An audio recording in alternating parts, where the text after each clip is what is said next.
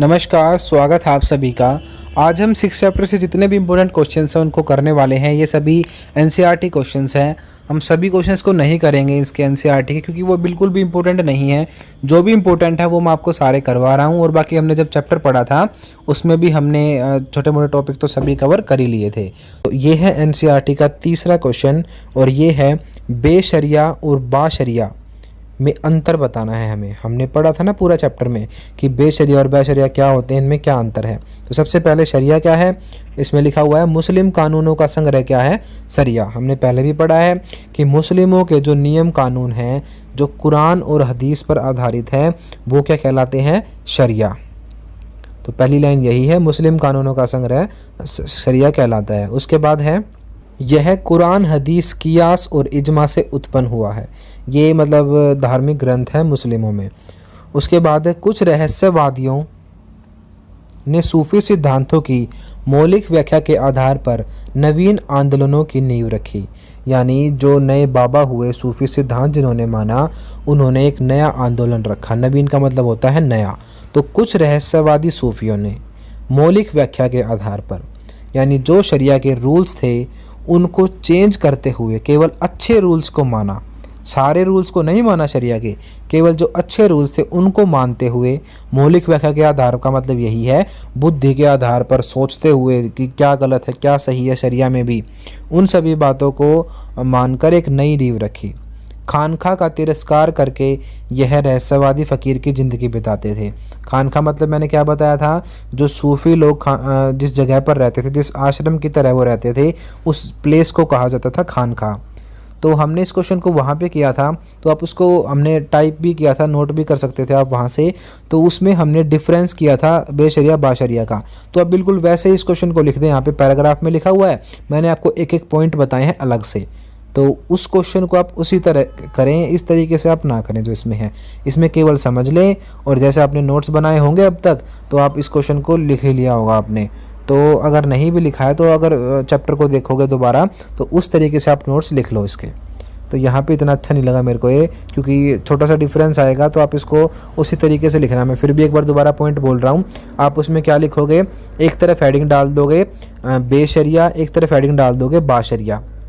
बे में मैंने बताया था जो शरिया को नहीं मानते, बा में जो शरिया को मानते हैं। तो यही पहला पॉइंट बना दो कि वे सूफ़ी लोग जो शरिया को मानते हैं वे कहलाए बाशरिया और जो लोग नहीं मानते वे कहलाए बेशरिया। होगा फर्स्ट पॉइंट।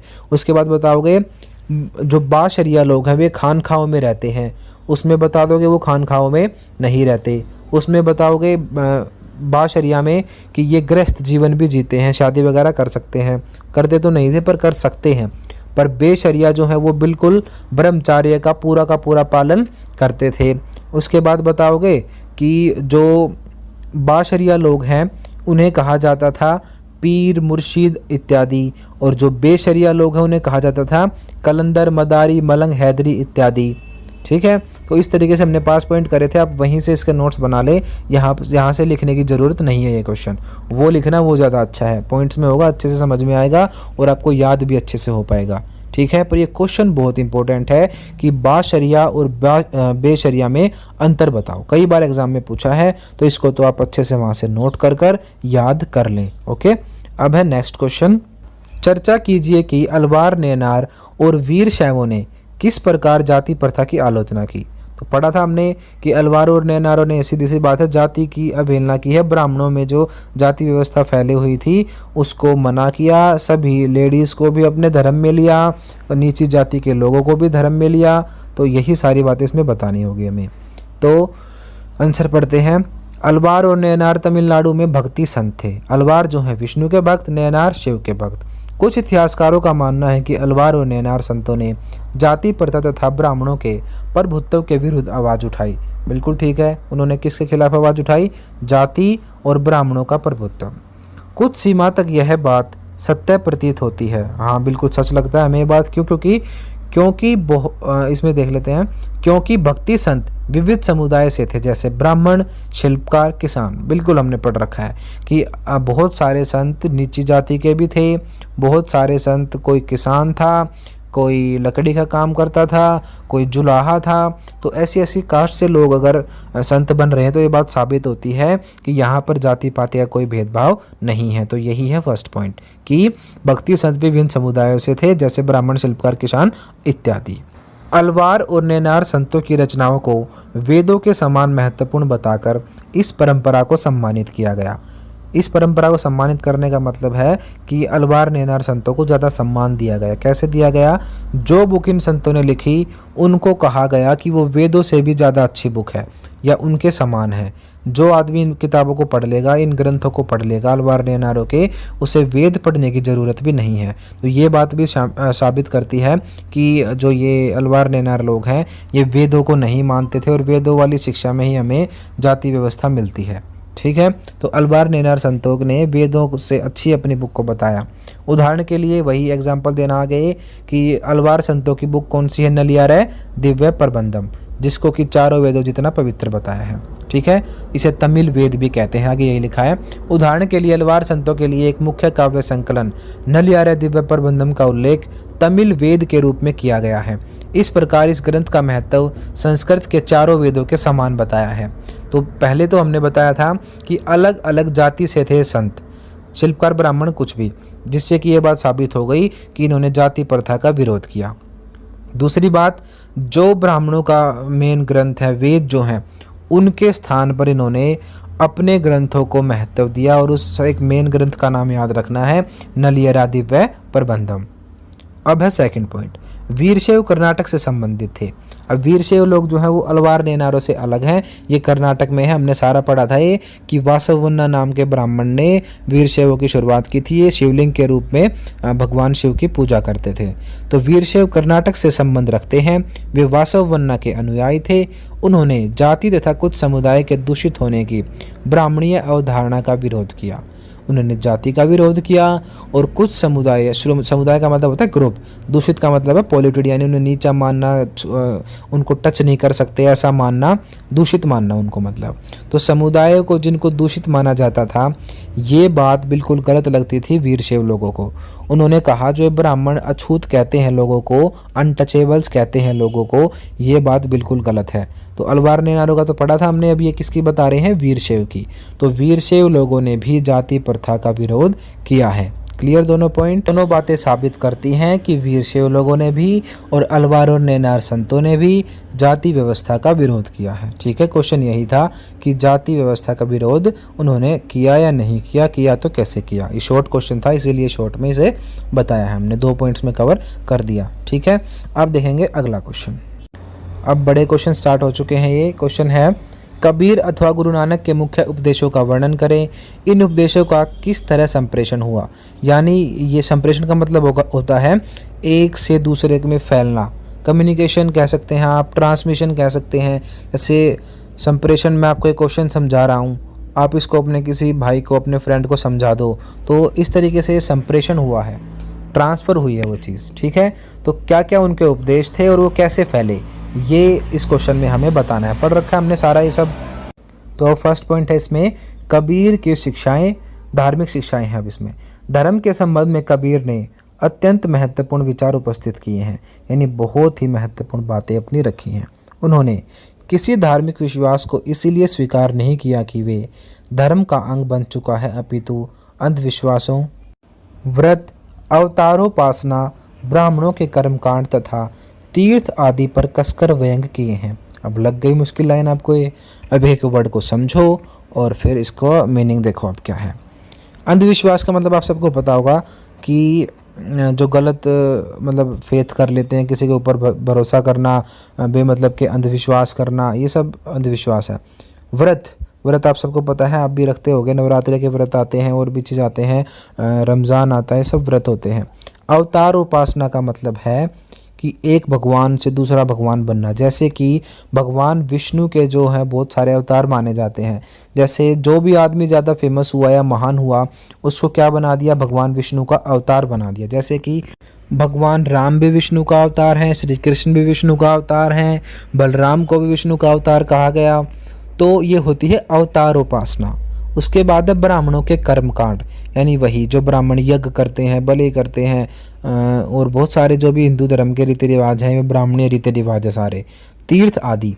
तो इन सभी चीज़ों को जो हम लोग आज भी फॉलो करते हैं, इन कबीर जी जो है इन्होंने गलत बताया और सच्ची भक्ति की बात की। तो इससे साबित हो गया पहला पॉइंट कि उनकी शिक्षा क्या थी।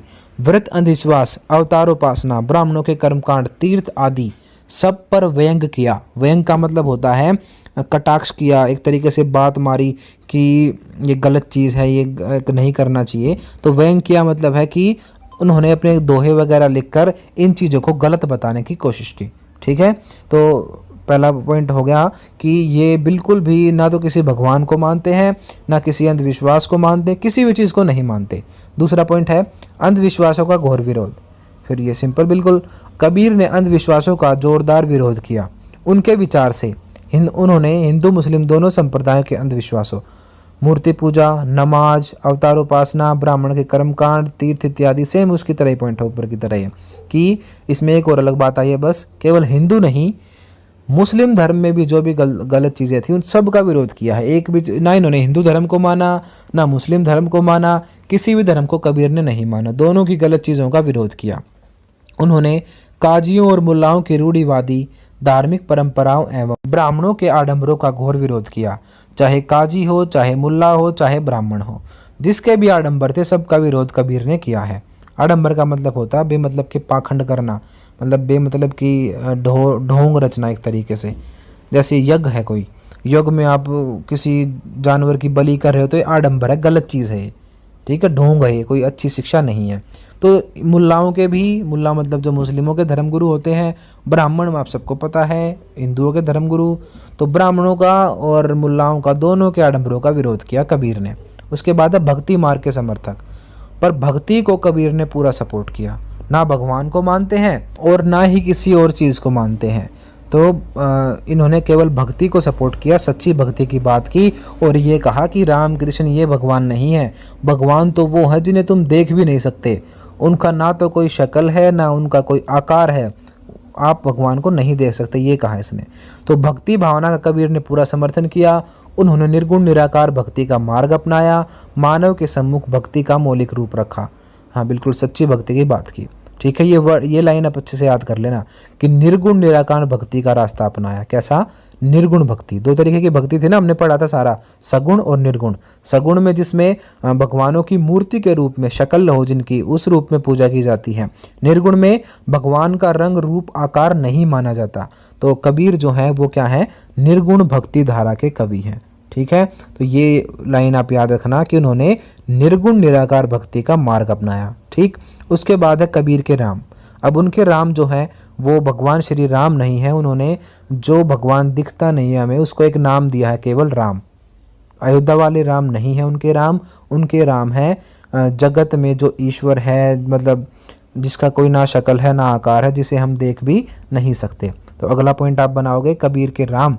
यह सदैव स्मरण रखना चाहिए कि कबीर के राम दशरथ पुत्र राजा राम नहीं है, बल्कि वे घट घट में निवास करने वाली अलौकिक शक्ति है। वही लाइन बता दी इन्होंने कि राम जो है वो दशरथ के पुत्र अयोध्या वाले राम नहीं है, बल्कि राम वो है जो कि हर आदमी में निवास करता है। घट घट में निवास करने का मतलब है हर चीज़ में, चाहे पत्थर हो, फूल हो, पेड़ हो, ज़मीन हो, आदमी हो, कुछ भी हो, तो घट घट में निवास करने वाली अलौकिक शक्ति, मतलब जो परंपार शक्ति है, वही क्या है? वही है राम। क्लियर चारों पॉइंट? कबीर के राम अयोध्या वाले राम नहीं है जिन्हें हम राम मानते हैं। कबीर के राम जो हैं वो तो एक अलौकिक शक्ति है जो दिखाई नहीं देती। उसके बाद इनकी अगली शिक्षा है समन्वयवादी दृष्टिकोण। कबीर ने तत्कालीन समाज में हिंदू तथा इस्लाम धर्मों, संस्कृति और सभ्यताओं के संघर्ष का डटकर विरोध किया। जो भी गलत बात इसे लगी, हिंदू हो चाहे मुस्लिम हो चाहे कोई भी धर्म हो, सबका इसने विरोध किया। समन्वय का मतलब है सबको साथ लेकर चलना, मतलब ऐसा आउटलुक था इनका, ऐसी इनकी सोच थी कि सभी धर्म जो हैं वो कुछ नहीं है, सभी एक जैसे होने चाहिए, लोग समन्वयवादी होने चाहिए, एक दूसरे के साथ कोऑर्डिनेशन बनाने वाले लोग होने चाहिए। तो उनकी सोच कैसी थी? समन्वयवादी। तो उसमें आप क्या बताओगे? वो हिंदू ना तो हिंदुओं को सपोर्ट करते थे, ना इस्लाम को, ना किसी और धर्म को, वो तो सबको क्या बनाना चाहते थे? एक जैसा, जो कि मतलब निर्गुण भक्ति को फॉलो करे। गृहस्थ जीवन के त्याग का विरोध। उन्होंने कहा कि आदमी को ज़्यादा बाबा बनने से कोई फ़ायदा नहीं है, बीच में नॉर्मल रहो आप, गृहस्थ जीवन नहीं छोड़ना चाहिए आदमी को, योगिक क्रियाएं करनी चाहिए। और उन्होंने कहा कि पुस्तकीय ज्ञान ही केवल ज़रूरी नहीं है। तो ये हेडिंग यही है कि बुकिश नॉलेज जो है वो इम्पोर्टेंट नहीं है, पुस्तकीय ज्ञान अनावश्यक। ठीक है। कबीर के विचारों के अनुसार साफ जीवन अपनाने के लिए गृहस्थी का सामान्य जीवन त्यागने की कोई आवश्यकता नहीं है। तो अगर आपको अच्छा और साफ जीवन जीना है ना, तो कबीर जी कहते हैं कि हमें घर बार छोड़ने की, अपने बच्चों को, अपनी पत्नी के छोड़ने की कोई ज़रूरत नहीं है। गृहस्थ जीवन रहते हुए भी हम अच्छा और साफ जीवन जी सकते हैं। क्लियर? अब इन्होंने कहा ये पहले संत ऐसे हैं जो ये कहते हैं कि गृहस्थ जीवन नहीं छोड़ना किसी भी संत को, अच्छा जीवन आप जी सकते हो शादी करके भी। तो निर्गुण भक्ति धारा कबीर पहले संत थे जो संत होकर भी अंत तक शुद्ध गृहस्थ बने रहे, यानी संत भी थे और पहले ऐसे संत थे जिन्होंने शादी भी की, तो गृहस्थ भी बने रहे और शारीरिक श्रम की प्रतिष्ठा को मानव की सफलताओं का आकार बताया। और आदमी इन्होंने कहा कि गृहस्थ रहो, कोई दिक्कत नहीं है, साफ जीवन जी सकते हो गृहस्थ रहकर भी, और अच्छी क्रियाएं करो, अच्छे काम करो, परिश्रम करो। श्रम की प्रतिष्ठा वर्ड जो है इसका मतलब है मेहनत करना। तो मेहनत करो और तुम सफल हो जाओगे, ये है इस लाइन का मतलब, कि शारीरिक श्रम की प्रतिष्ठा को मानव की सफलता का आकार बताया, यानी मानव सफल तभी होगा जब वो श्रम करेगा, मेहनत करेगा। ये थी कबीर की शिक्षाएं। अच्छे से याद रखना क्या क्या मेन बातें दिमाग में रखोगे कि निर्गुण भक्ति धारा के फॉलोवर हैं, इनके राम अयोध्या वाले राम नहीं बल्कि जगत के कण कण में निवास करने वाले राम हैं। उसके बाद तुम बताओगे कि सभी ब्राह्मणीय रीति रिवाजों का विरोध किया, जाति प्रथा का विरोध किया, जो भी चीज़ थी हर चीज़ का इन्होंने विरोध किया। उसके बाद अब बात आती है गुरु नानक जी की। गुरु नानक जी की शिक्षाएं। पहली शिक्षा है एकेश्वरवाद। एकेश्वर का मतलब होता है एक ही ईश्वर। बिल्कुल ये भी जो कबीर जी हैं उनकी ही तरह है, सेम इनकी शिक्षाएं हैं दोनों की, पर इनके नाम से एक आगे चलकर एक धर्म बनेगा, सिख धर्म, जिसको आप सभी जानते हैं। तो बाबा गुरु नानक जी की शिक्षाएं देखते हैं। पहला है एकेश्वरवाद। कबीर की ही भांति यानी कबीर की ही तरह नानक ने भी एकेश्वरवाद पर बल दिया, यानी एक ही ईश्वर होता है जिसे कोई रंग रूप आकार नहीं होता।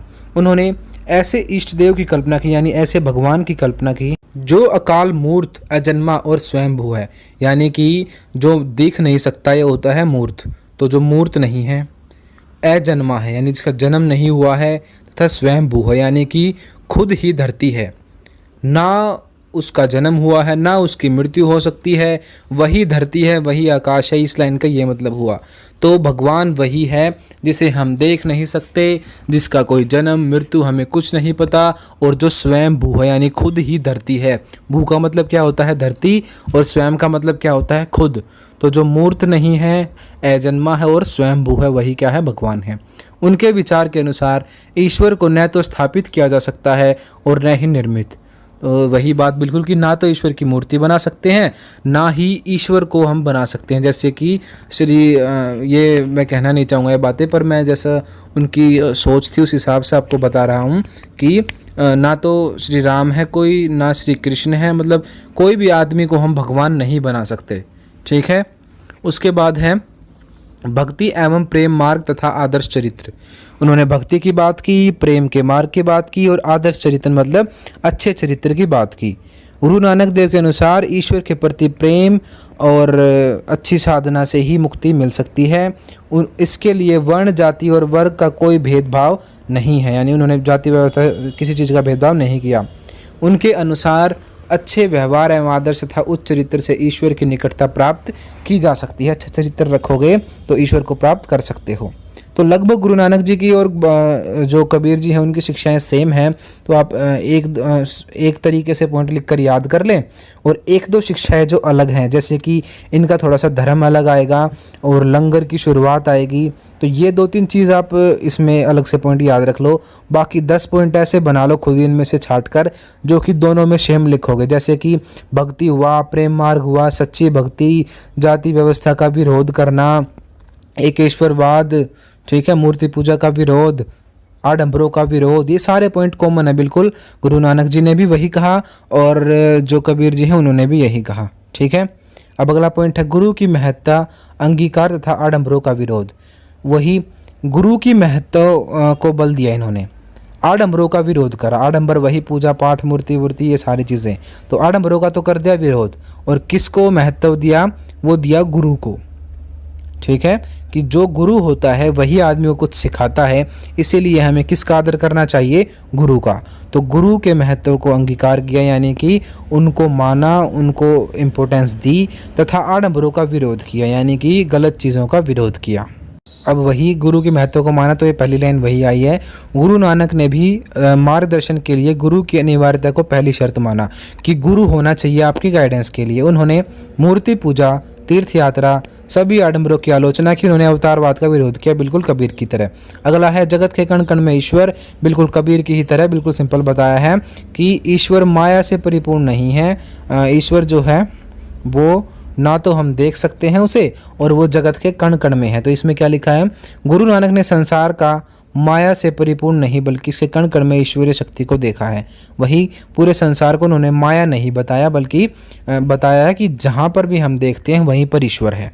पूरे संसार के कण कण में ईश्वर है, ऐसे ही कहना था कबीरदास जी का भी। अब था क्वेश्चन में ही कि उनके उपदेशों का संप्रेषण कैसे हुआ, यानी उनके उपदेश कैसे पहुँचे थे लोगों तक, ठीक है। तो वो है अब तीसरी हेडिंग ये। शिक्षाएं तो इन दोनों की सेम है लगभग, अब है उपदेश दोनों के कैसे पहुँचे। तो कबीर और गुरु नानक ने जनता की भाषा या भाषाओं का प्रयोग किया। आम लोगों की भाषा ये बोलते थे, उनकी भाषा में ये गीत वगैरह गाते थे और लिखते थे। कबीर की भाषा में हिंदी, पंजाबी, फारसी, ब्रज, अवधी और स्थानीय बोलियों में से अनेक शब्दों का प्रयोग किया है। इसीलिए उनकी भाषा को खिचड़ी भाषा भी कहते हैं। अगर कोई बच्चे हिंदी वाले हों तो भी उन्हें पता होगा कि उनकी जो भाषा है कबीर जी की, वो क्या कहलाती है? खिचड़ी बोली। तो जो कबीर है उन्होंने हर भाषा का प्रयोग किया, मतलब जिस एरिया के लोगों को वो उपदेश देते थे उन्हीं की भाषा में उपदेश देते थे वो। तो हिंदी का यूज़ भी है, पंजाबी का यूज़ भी है, फारसी का यूज़ भी है, ब्रज का यूज़ भी है, अवधी का भी यूज़ है, और अनेक छोटी मोटी जो अलग अलग एरिया की बोली होती है उनका यूज़ भी है। तो इस तरीके से लोगों तक ये बातें पहुंची। वे छोटे छोटे समूहों में, जिसमें हिंदू और मुसलमान दोनों थे, बड़े सरल ढंग से अपने उपदेश देते थे। तो कबीर का तो हमें पता चल गया कि वो अनेक भाषाओं में उपदेश देते थे और लोगों के बीच में जा जाकर उपदेश देते थे। इसकी वजह से उनके उपदेशों का संप्रेषण हुआ, उनके उपदेश लोगों तक पहुँचे।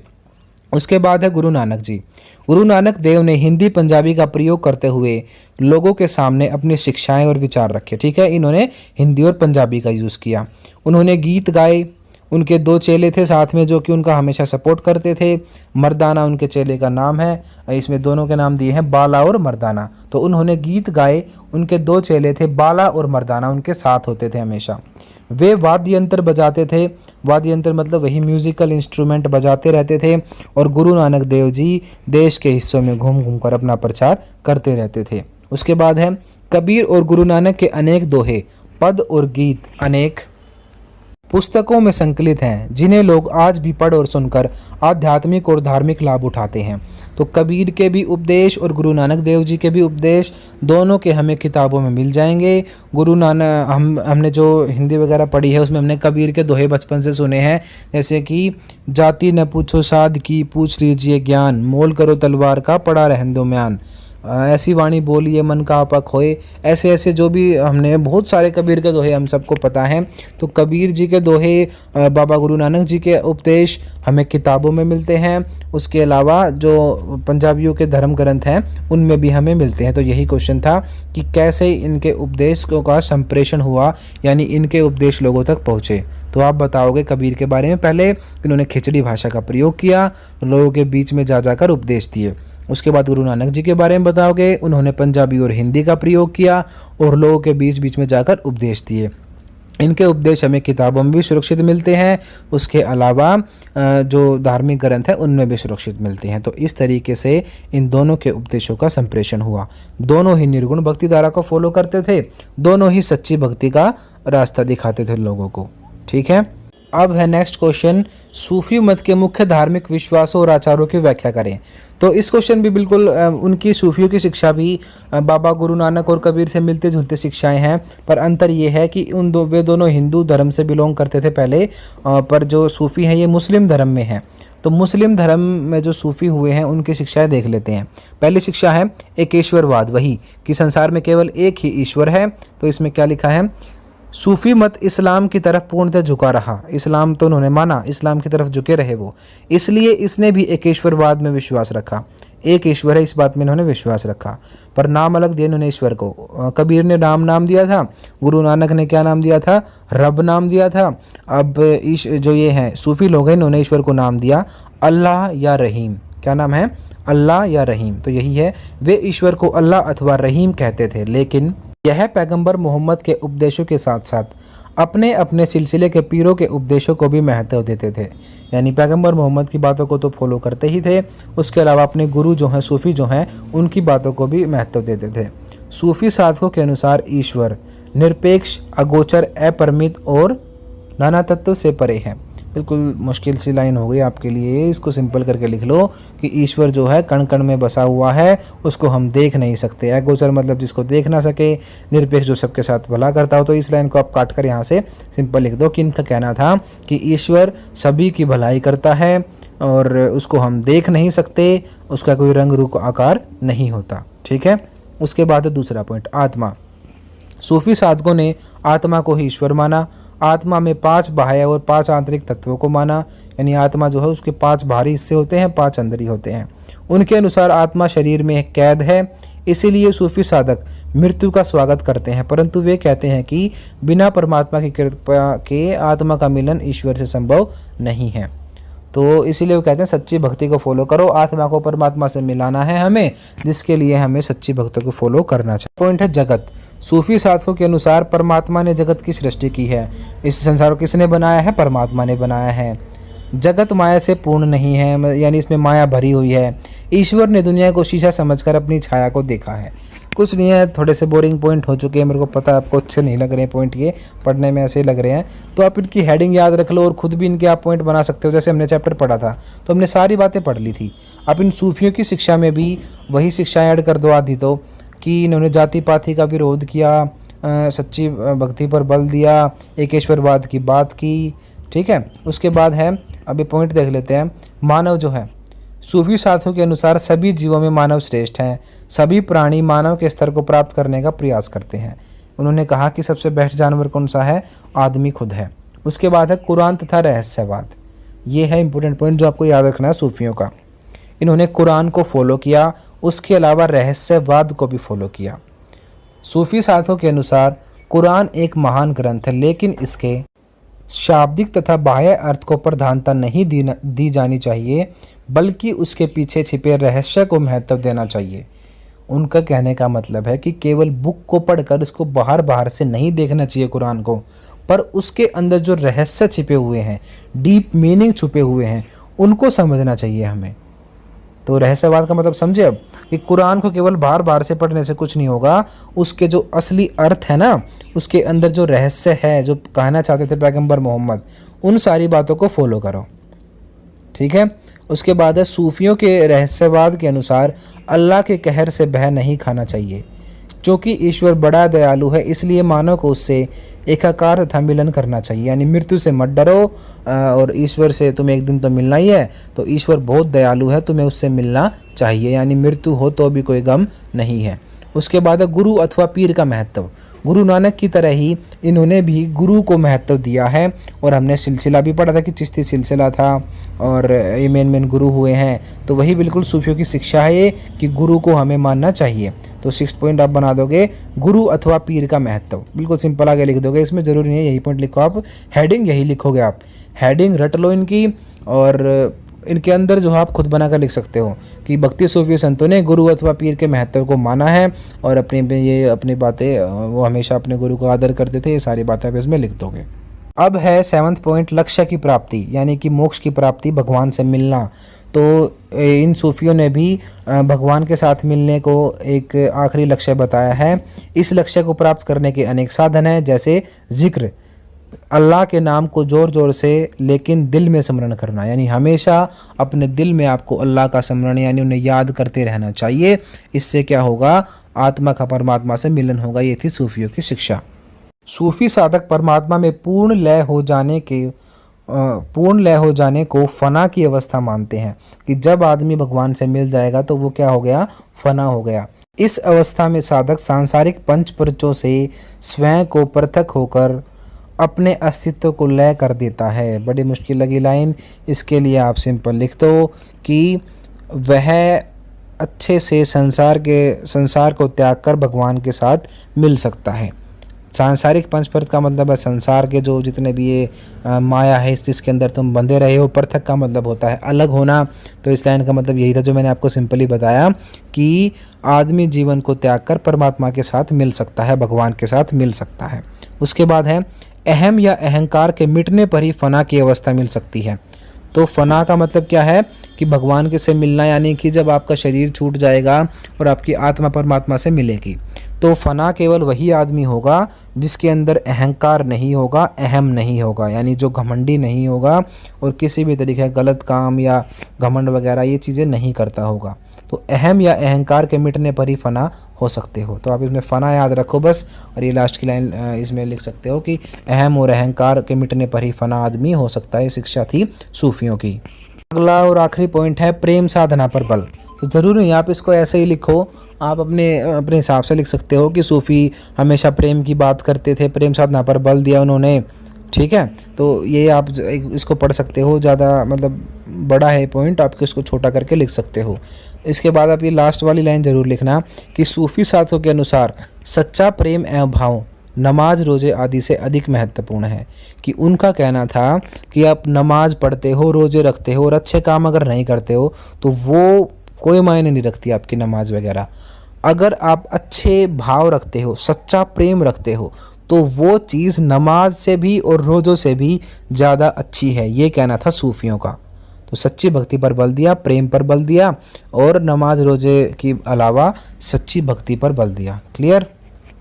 अब ये है हमारा 7th क्वेश्चन और ये बहुत ही इंपॉर्टेंट क्वेश्चन है। कुछ क्वेश्चन बहुत इंपॉर्टेंट होते हैं जैसे कि बेशरिया बाशरिया है, वो भी इंपॉर्टेंट क्वेश्चन था, और कबीर गुरु नानक की शिक्षाएं भी। पर सबसे मेन जो अधिकतर क्वेश्चन पूछे गए हैं ना आज तक, वो 2 क्वेश्चन बहुत पूछे जाते हैं। तो बेशरिया बाशरिया में अंतर बताओ, अलवार नेनारों में अंतर बताओ। उसके अलावा ये क्वेश्चन कि शासकों ने यानी राजाओं ने इन सूफ़ी संतों, जिसमें अलवार नेनार भी शामिल हैं और जो मुस्लिम सूफ़ी थे वो भी शामिल हैं, इनके साथ अच्छे संबंध बनाने के प्रयास क्यों किए या कैसे इनके साथ संबंध थे इनके। तो चैप्टर में भी हमने टॉपिक करा था अच्छे से कि कैसे रिलेशन थे इनके। अब यहाँ पे जो लिखा हुआ उसको भी देख लेते हैं। तो क्वेश्चन है क्यों और किस तरह शासकों ने नेनार और सूफ़ी संतों से अपने संबंध बनाने का प्रयास किया। फर्स्ट पॉइंट, नेनार और अरवार संत वे लाल कृषकों द्वारा सम्मानित होते थे, इसलिए आश्चर्य की बात नहीं है कि शासकों ने भी उनका समर्थन पाने का प्रयास किया। तो वेलाल जो वर्ड है, वेलाल का मतलब है किसान लोग। साउथ में कर्नाटक साइड, जहाँ पर तमिलनाडु साइड ये भक्ति आंदोलन शुरू हुआ था अलवार नेनारों का, वहाँ के जो लोग हैं वो किसानों को कृषक वेलाल कहते हैं, वेलाल। तो वेलालों में ये संत फेमस थे, हमने पढ़ा था तब भी। तो आम लोगों का सपोर्ट पाने के लिए हमेशा राजा भी इनकी हेल्प करते थे, सूफी संतों की। तो वेलालों में यानी कि आम लोगों में, किसानों में ये लोग फेमस थे, सम्मानित थे।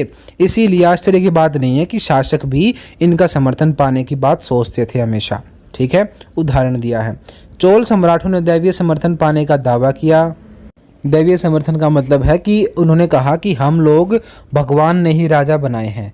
तो इसके लिए हमेशा राजा यही करते थे कि जो भी लोग भगवानों से जुड़े हुए हैं उनका सपोर्ट पाते थे वो, क्योंकि धर्म के नाम पर लोग जल्दी जुड़ते हैं ताकि लोग उनके साथ जुड़ जाएं। तो यही था कि वेलालो में फेमस थे सूफी संत, इसीलिए जो राजा है वो हमेशा इनको सपोर्ट करते थे। और अपना दैवीय शक्ति दिखाने के लिए उन्होंने क्या किया, सुंदर मंदिरों का निर्माण कराया, जिसमें कि पत्थर की मूर्तियाँ रखवाई और धातु से बनी मूर्तियाँ रखवाई।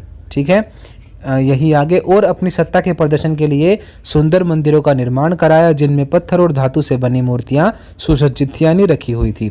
इस तरह इन लोकप्रिय संत कवियों की परिकल्पना को, जो जन भाषाओं में गीत गाते थे रचते थे, मूर्त रूप प्रदान किया। यानी जो ये लोग सूफी संत हैं, इनकी किताब, इनके जो उपदेश हैं उनको लिखा, इनकी कविताओं को लिखवाया राजाओं ने, और उन्हें मूर्त रूप मतलब जिन्हें हम देख सकें ऐसा रूप प्रदान किया। इन सम्राटों ने तमिल भाषा के शैव भजनों का गायन इन मंदिरों में प्रचलित किया। तो इन राजाओं ने क्या किया, जो ये संत लोग हैं इनके भजन कीर्तनों को मंदिरों में शुरू करवा दिया प्रेयर की तरह। तो ये बात साबित करती है ना सारी कि राजाओं के संबंध अच्छे थे सूफी संतों के साथ, और हमेशा राजा इनको सपोर्ट करते थे। उन्होंने ऐसे भजनों का संकलन एक ग्रंथ में किया, उस ग्रंथ का नाम है तवरम। क्या है? तवरम।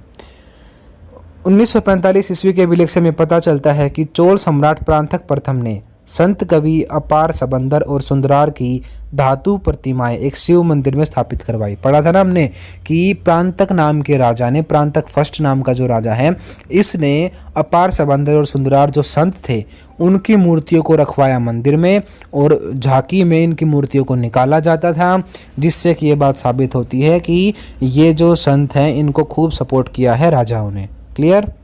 अब क्योंकि इस क्वेश्चन में सिर्फ संतों के बारे में नहीं पूछा था, इसमें हमें सूफियों के बारे में बताना कि सूफी और संत दोनों के साथ कैसे थे। तो संतों के तो आपको पता चल गया, साउथ में राजाओं ने क्या कैसे कैसे उनको सपोर्ट किया, मंदिर बनवाए, मूर्तियां बनवाई। अब है यहाँ पे उत्तर भारत में जो सूफी लोग हैं उनको राजा कैसे सपोर्ट कर रहे हैं। अजमेर स्थित ख्वाजा मुइनुद्दीन की दरगाह पर मोहम्मद बिन तुगलक पहला सुल्तान था जो इस दरगाह पर आया, किंतु शेख की मजार पर सबसे पहली इमारत मालवा के सुल्तान गियासुद्दीन खिलजी ने 15वीं शताब्दी के उत्तरार्ध में बनवाई। तो राजा हैं, गियासुद्दीन खिलजी भी हैं, मोहम्मद बिन तुगलक भी हैं। ये क्या कर रहे हैं, जो प्रसिद्ध शेख हुए थे, जो प्रसिद्ध सूफी लोग हुए थे, उनके लिए दरगाह बनवा रहे हैं, दरगाहों पर इमारत बनवा रहे हैं। तो ये बात साबित करती है कि ये राजा लोग भी हमेशा इन सूफियों को सपोर्ट करते थे। तो पहला अजमेर की दरगाह की बताई इन्होंने कि अजमेर पर जाने वाला पहला सुल्तान जो था वो था मोहम्मद बिन तुगलक। उसके बाद है गियासुद्दीन खिलजी, जिसने कि यहाँ पर एक इमारत बनवाई। तो पहले पॉइंट में यही लिखा है। उसके बाद यह दरगाह दिल्ली और गुजरात को जोड़ने वाले व्यापारिक मार्ग पर थी, अतः अनेक यात्री यहाँ आते थे और भी बहुत सारे लोग यहाँ पर आते रहते थे। 16वीं शताब्दी तक आते आते यह दरगाह बहुत लोकप्रिय हो गई। इस दरगाह को जानने वाले तीर्थयात्री के भजनों ने ही यहाँ आने के लिए प्रेरित किया। तो जो अकबर है वो यहाँ पर आया था, तो वो यही भजन कीर्तन सुन के आया था। अकबर यहाँ 14 बार आया, कभी तो साल में 2-2 3-3 बार, कभी नई जीत के लिए, कभी आशीर्वाद लेने और कभी संकल्प की पूर्ति या पुत्रों के जन्म पर। तो क्वेश्चन था कि राजा ने इन सूफियों को सपोर्ट किया या राजाओं के संबंध कैसे थे। तो हमने पढ़ा कि महान जो ये हैं बड़े बड़े राजा हैं, ये सभी लोग इनके सपोर्ट में आ रहे हैं। तो वहाँ पे तो साउथ में राजाओं ने मंदिर वगैरह बनवाए। अब यहाँ उत्तर भारत में क्या बन रही है, इनके लिए दरगाह बन रही हैं, मस्जिद की तरह बनाई जा रही है यहाँ पे। तो अकबर ने खूब सपोर्ट किया, अकबर के बारे में लिखा है अकबर 14 बार आया, गियासुद्दीन खिलजी आया, उसके अलावा मोहम्मद बिन तुगलक आया, उसके अलावा भी बहुत सारे दिल्ली के सुल्तान इन सूफियों को सपोर्ट करते थे और इन दरगाहों पर आते रहते थे। तो यही सारी बातें आपको लिखनी है। एग्जाम बस दिमाग में रखने हैं बस आपको कि अगर आपसे पूछे कि शासकों कैसे संबंध थे तो आप कौन कौन से एग्जाम्पल दोगे। उसमें आप दोगे, जैसे इसमें आप सूफियों की बात करें तो खिलजी का, तुगलक का, अकबर का, इन सब के एग्जाम्पल आप दोगे इसमें। उसके अलावा कुतुबुद्दीन ऐबक का भी दे सकते हो, उसने भी एक सूफी की याद में कुतुब मीनार का निर्माण करवाया। कुतुब मीनार आपने सबने पता होगा, कुतुब मीनार देखी होगी।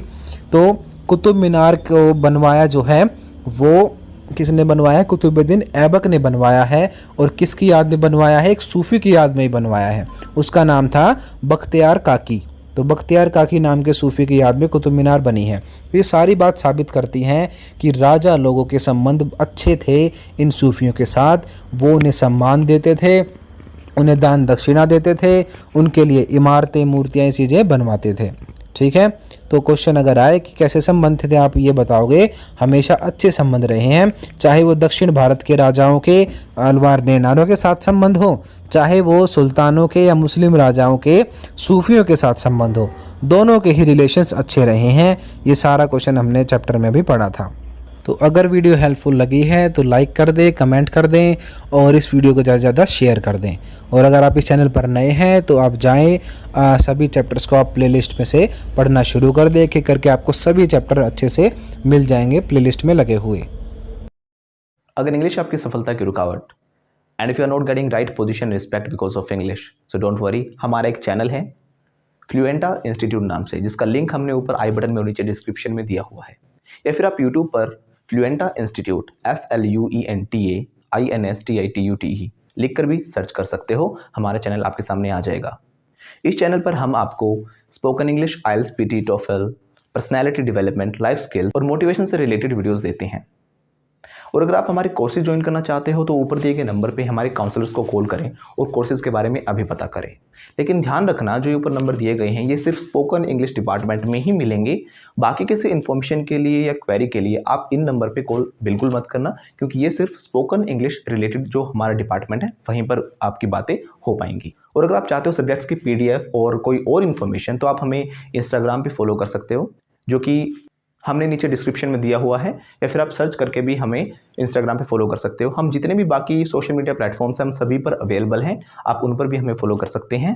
बाकी जो हमारे सब्जेक्ट्स हैं उनकी सभी की वीडियोस हमने प्लेलिस्ट में बिल्कुल सीक्वेंस में डाली हुई हैं। आप जो भी सब्जेक्ट पढ़ना चाहते हो उनकी जो वीडियोज़ हैं प्लेलिस्ट में से सीक्वेंस में ही देखें, जहाँ पर आपको पूरा का पूरा सिलेबस सीक्वेंस में मिल जाएगा। जैसे कि पॉलिटिकल साइंस है, हिस्ट्री है, सिविक्स है, सभी सब्जेक्ट्स हमने अलग अलग से दिए हुए हैं। तो जो हमारे चैनल है फ्लुएंटा इंस्टीट्यूट वो है स्पोकन इंग्लिश के लिए। बाकी अगर आप सभी सब्जेक्ट्स की जो वीडियोस देखना चाहते हो वो आपको इसी चैनल पर मिलेंगी, फ्लुएंटा फैमिली पर। और जो हमारे जितने भी सब्जेक्ट्स हैं उनकी जो वीडियोस हैं वो सारी प्लेलिस्ट में से सीक्वेंस में ही देखें। हमने सारी वीडियोस को अरेंज किया हुआ है प्रॉपरली प्लेलिस्ट के अंदर, जिनका लिंक भी हमने नीचे डिस्क्रिप्शन में दिया हुआ है। Thank you.